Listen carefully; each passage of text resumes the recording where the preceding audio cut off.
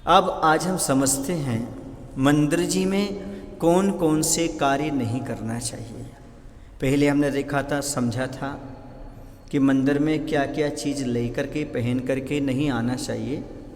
आज हम समझेंगे मंदिर में आने के उपरांत हमें क्या चीज़ नहीं करना चाहिए। सबसे पहली चीज़ है, कोई श्रावक दर्शन कर रहा हो तो उसके सामने आकर के दर्शन नहीं करना चाहिए, या उसके सामने से निकल कर के परिक्रमा नहीं करना चाहिए। क्यों? क्योंकि उसको दर्शन में बाधा पहुंच सकती है। मैंने कहा था, देव दर्शन करते समय इतना अवश्य रहे ध्यान कि पीछे वाले को भी दिख जाएं वीतराग भगवान, यानी पीछे वाले को वीतराग भगवान दिख जाना चाहिए, उसके सामने से नहीं निकलना चाहिए।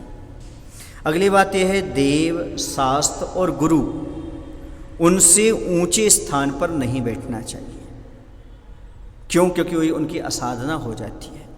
और जो व्यक्ति गुरु आदि के स्थान से या उनके आसन से ऊंचा बैठता है, उसका अंत समय खराब हो जाता है, अर्थात उसकी संलेखना बिगड़ जाती है, उसका मरण समय खराब जाता है। इसलिए कभी भी गुरुओं के से आसन से ऊंचे नहीं बैठना चाहिए। यदि गुरु का आसन हो तो वहाँ जाकर गुरु के आसन पर भी नहीं बैठना चाहिए। वहाँ गुरु उपस्थित नहीं है, तख्त पड़ा हुआ है, आप जब उस तख्त पर बैठ गए तो नहीं बैठना चाहिए। ये मंदिर में जाकर के कार्य नहीं करना। अगली बात यह है, कोई पूजन कर रहा हो, भजन पढ़ रहा हो या स्वाध्याय कर रहा हो, तो आप इतनी जोर से ना पढ़ें स्वयं कि सामने वाले स्वाध्याय करने वाले को, मंत्र का जाप करने वाले को विघ्न उपस्थित हो। क्यों? क्योंकि हमारे भगवान को सुनाई देता है। आप धीमे स्वर में भी बोलेंगे तो आपकी भक्ति कहलाएगी, और तेज से बोलेंगे तो भक्ति कहलाएगी, ऐसा भी नहीं है। बल्कि हमें ध्यान रखना है, हम भगवान की भक्ति कर रहे हैं, दूसरा भी भक्ति कर रहा है, स्वाध्याय कर रहा है, मंत्र जाप कर रहा है, तो उससे विघ्न उपस्थित ना हो, ऐसा काम कर सकते हैं आप। अर्थात आप जोर से ना पढ़ करके पूजन भक्ति भजन को बड़े धीमे से, बड़े आराम से, मंद स्वर में पढ़ सकते हैं। अगली बात है, मंदिर में बैठकर कभी नाक का, कान का, आँख का मल नहीं निकालना चाहिए। कुछ लोगों की आदत होती है नाक में हाथ डालने की, कान में हाथ डालने की, तो वहाँ मल वगैरह रहता है जो वहाँ नहीं निकालना चाहिए। मंदिर को अशुद्ध नहीं करना चाहिए। अगली बात यह है कि मंदिर में क्रोध नहीं करना चाहिए, अहंकार नहीं करना चाहिए, लड़ाई झगड़ा नहीं करना चाहिए, क्योंकि ये जो स्थान हैं इन चीज़ों को छोड़ने के हैं। कसाय आदि छोड़ने के स्थान है मंदिर, और मंदिर में आकर के कसाय करेंगे तो कहाँ भुलाएंगे? सोचो, अन्य क्षेत्र कृतम पापम धर्म क्षेत्र विनश्यति, धर्म क्षेत्र कृतम पापम वज्रलेपो भविष्यति। यदि अन्य क्षेत्र में क्रोध, कसाय आदि आप करते हैं तो धर्म क्षेत्र में क्षय को प्राप्त कर लो। अब धर्म क्षेत्र में ही एक चीज़ें करेंगे फिर कहाँ पर हो? तो वज्र का लेप हो जाता है, कहीं कटने वाली नहीं होती। इसलिए मंदिर में आकर के कभी भी क्रोध, अहंकार, मान, लोभ आदि नहीं करना चाहिए, लड़ाई झगड़ा नहीं करना चाहिए। और प्राय करके अनंत चतुर्दशी को अपने मानस को अच्छा बना कर आना चाहिए, क्योंकि बुंदेलखंड में तो किलकियाई चौदस के नाम से जाने लगी वो, उसमें किलकिल होती है, लड़ाई झगड़े होते हैं अनंत चतुर्दशी को, तो उससे बचना चाहिए, क्योंकि ये मंदिर में कार्य नहीं होना चाहिए। अगली बात यह है कि सगाई है, विवाह है, खाने पीने आदि की चर्चा मंदिर में आकर नहीं करना चाहिए। रिश्तेदार मिलते हैं, दोस्त मिलते हैं, सहेलियां मिलती हैं, तो आपस में प्राय करके वो घर गृहस्थी की बातें करने लगती हैं, शादी विवाह आदि की, खाने पीने की, तो ये चर्चा मंदिर में नहीं करना चाहिए। क्योंकि यहाँ तो भोजन की नहीं, पूजन की चर्चा करो, सगाई की नहीं, भजन की चर्चा करो, और करना है तो स्वाध्याय करो, जिससे आपको कर्म की नजर अच्छे से हो सके।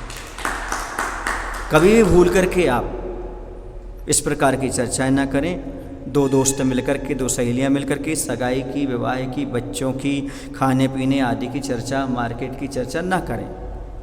कभी भी पुरुष वर्ग से भी मेरा कहना है, दुकान की है, ऑफिस की है, राजनीति की है आदि ये चर्चाएं ना करें, क्योंकि यहाँ हम आत्मा और परमात्मा की चर्चा करने आए हैं। 7 तत्वों की चर्चा करें, 6 द्रव्यों के बारे में चर्चा करें, 9 पदार्थ के बारे में चर्चा करें, तीर्थ क्षेत्र के बारे में चर्चा करें, अच्छी अच्छी चर्चाएं करें, लेकिन ये सब दुकान की, ऑफिस की आदि की चर्चा ना करें।